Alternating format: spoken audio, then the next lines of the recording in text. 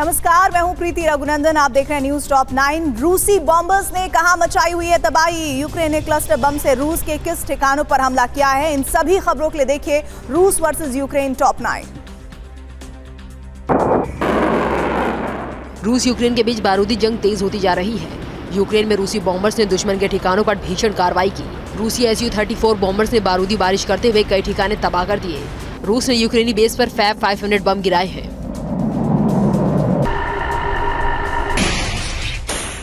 Ukraine के war zone में रूसी RBU 6000 रॉकेट लॉन्चर का एक्शन दिखा। यूराल 4320 ट्रक चेसिस पर मौजूद रूसी रॉकेट लॉन्चर ने बारूदी बरसात की। आग उगलते गोलों से वॉर जोन में हड़कंप मच गया। यूक्रेन ने खेरसोन में रूसी हमले को नाकाम किया है। यूक्रेन के एंटी एयरक्राफ्ट मिसाइल ब्रिगेड ने एक रशियन UAV सुपर कैंप को मार गिराया है। रूसी UAV यूक्रेनी ठिकानों पर हमले की कोशिश में था। यूक्रेन के वॉर जोन में क्लस्टर बम से पहले की तस्वीर सामने आई है। यूक्रेन ने 155 mm क्लस्टर आर्टिलरी गोलों से रूसी सेना पर हमला बोला। ये क्लस्टर बम रूसी सैनिकों के एक ग्रुप पर जा गिरा। दावा किया जा रहा है कि हमले में रूस को भारी नुकसान पहुंचा है। पश्चिम क्रेमिना में यूक्रेनी सेना ने रूसी हमले को नाकाम कर दिया। यम पोलविवका के पास यूक्रेन के 63वें मैग्नाइज्ड ब्रिगेड ने रूस को भारी नुकसान पहुंचाया है। यूक्रेनी ठिकानों पर हमले की कोशिश कर रही रूसी सेना को यूक्रेन ने खदेड़ दिया।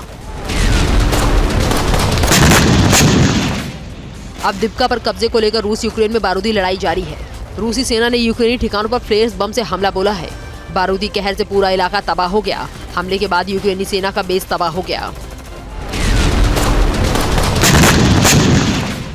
यूक्रेन ने रूसी सेना पर FPV से प्रहार किया। 92वीं असॉल्ट ब्रिगेड ने रूसी ठिकानों पर चुन चुनकर बारूदी हमला बोला। इस हमले में रूसी डग आउट और कई फायरिंग पोजीशन नष्ट हो गए। खार्किव में यूक्रेन ने रूसी टैंक पर विध्वंसक हमला बोला है। यूक्रेन के 103 ब्रिगेड ने थर्मोबैरिक बम से रूसी T-80 BVM टैंक पर हमला बोला।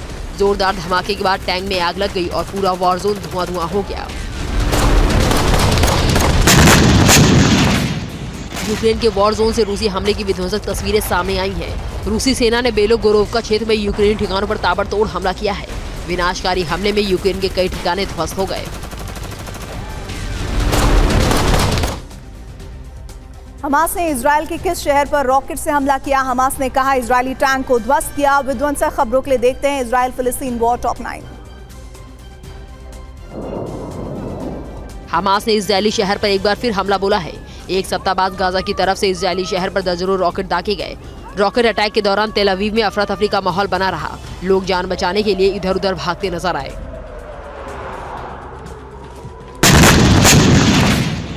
इजराइल के तेल अवीव पर हमले का IDF ने करारा जवाब दिया है। इजरायली एयरफोर्स ने हमास के रॉकेट लॉन्चर साइट पर भारी बमबारी कर तबाह कर दिया। IDF ने एक और हमला कर हमास के एंटी टैंक यूनिट को भी ध्वस्त कर दिया। हमास इजराइल के बीच बारूदी लड़ाई जारी है। हमास लड़ाके इजराइल के खिलाफ गुरीला वॉर लड़ रहे हैं। वॉर जोन से आई तस्वीरों में साफ देखा जा सकता है कि हमास लड़ाके कैसे इजरायली टैंक को ध्वस्त कर रहे हैं। हमास लड़ाकों ने एक नहीं कई टैंकों को निशाना बनाया। गाजा में हमास के ठिकानों पर इजरायली सेना कहर बनकर टूट पड़ी है। दावा है कि हमास के गढ़ खान यूनिट्स के ज्यादातर हिस्से IDF के कब्जे में हैं। इजरायली सेना जमीन और आसमान से ताबड़तोड़ हमला कर रही है। हमास लड़ाकों को चुन चुन कर शिकार बना रही है। गाजा से विध्वंसक हमले की तस्वीर सामने आई है। खान यूनिस के पश्चिम इलाके बटन अल सामीन में IDF ने भारी बमबारी की है। आग उगलते गोलों ने बटन अल सामीन को धुआं कर दिया। हमले के बाद इलाके के लोग काफी डरे हुए हैं। जेनिन के अस्पताल में IDF का बड़ा ऑपरेशन किया। अस्पताल में वेश बदल कर घुसे कसाम ब्रिगेड के जवानों ने कार्रवाई की। ऑपरेशन के दौरान आम लोगों को कोई परेशानी नहीं हुई। इस अस्पताल में हमास के लड़ाके IDF के खिलाफ प्लान बनाते थे।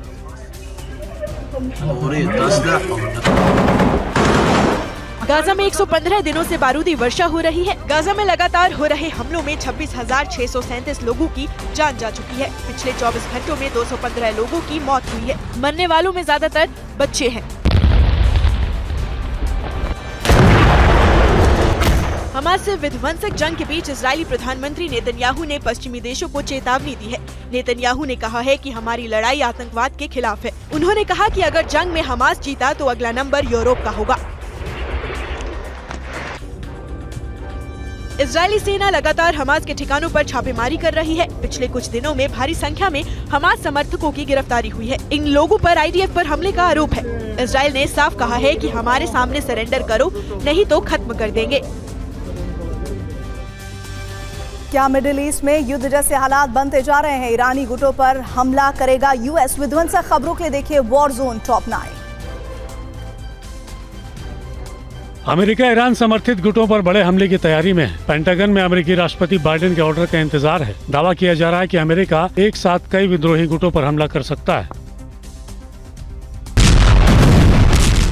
मिडिल ईस्ट में किसी भी वक्त महायुद्ध छिड़ने वाला है। अमेरिकी बेस पर हुए हमले के बाद यूएस ने भीषण हमले की तैयारी तेज कर दी है। आशंका है कि ईरान में IRGC के बेस पर अमेरिका जल्द हमला कर सकता है। ईरान समर्थित गुट अमेरिका के निशाने पर है।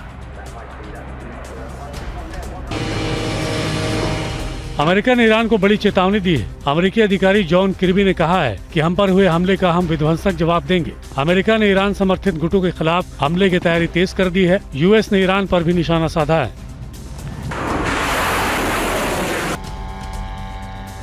अमेरिकी हमले की आशंका को देखते हुए ईरान ने फारस की खाड़ी में ड्रोन तैनात कर दिए हैं। IRGC के सर्विलांस ड्रोन एक्टिव हो गए हैं। फारस की खाड़ी में ईरानी ड्रोन गश्त लगाते देखे गए।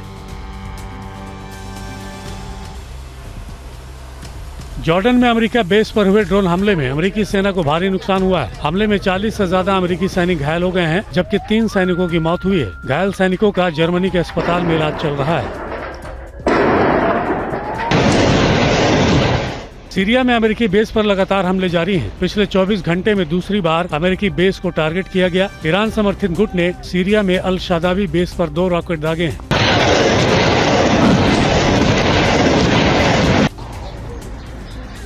इजरायली सेना ने ईरानी क्वाड फोर्स पर विध्वंसक हमला बोला है। सीरिया के दमिश्क में इजरायली सेना ने IRGC पर भीषण प्रहार किया। इस विनाशकारी हमले में IRGC के 6 सीनियर अधिकारियों की मौत हो गई है। हूती ने अमेरिकी नौसेना पर विध्वंसक हमले किए हैं। दावा किया जा रहा है कि अदन की खाड़ी में यूएस सेना पर हूती ने बैलिस्टिक मिसाइल से प्रहार किया। हमले के बाद हूती विद्रोहियों ने धमकी दी है कि अमेरिका पर हमले जारी रहेंगे।